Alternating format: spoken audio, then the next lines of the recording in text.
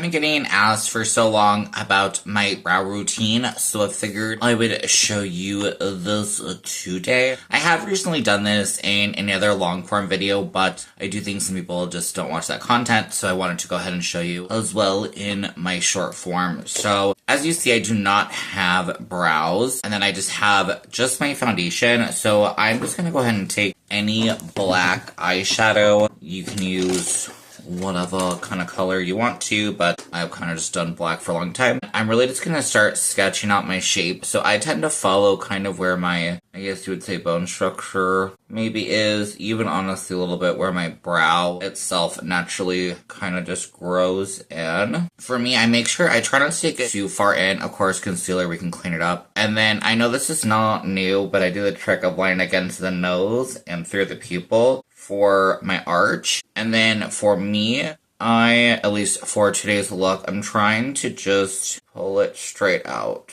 Sometimes I'll do it a little more arched, but I'm trying something a little different today.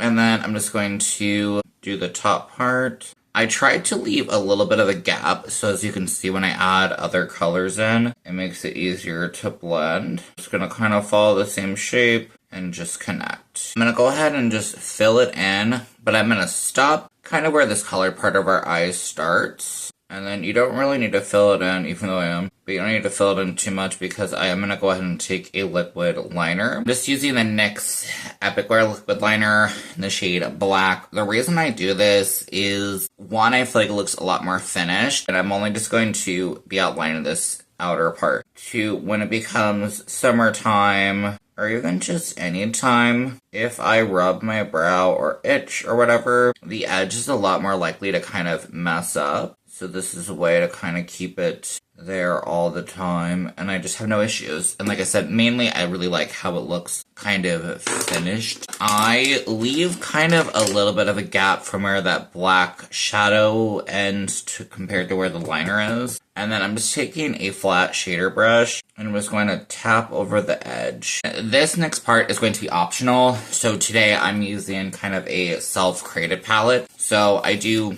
pretty standard, so I'm going to start with the darker shade. I really do like using pencil brushes, so just taking this pencil brush, this is by Blend Bunny. I'm going to take our deeper shade to where the end of this is for one, and then I'm going to, where this ends here, I'm going to do a little bit here, and then kind of blend that in with our black. This time I am only doing 2 shades. Sometimes I'll do 3. I'm taking another longer kind of pencil brush, also from Blend Bunny. I wish that they still made these brushes. I think they discontinue them.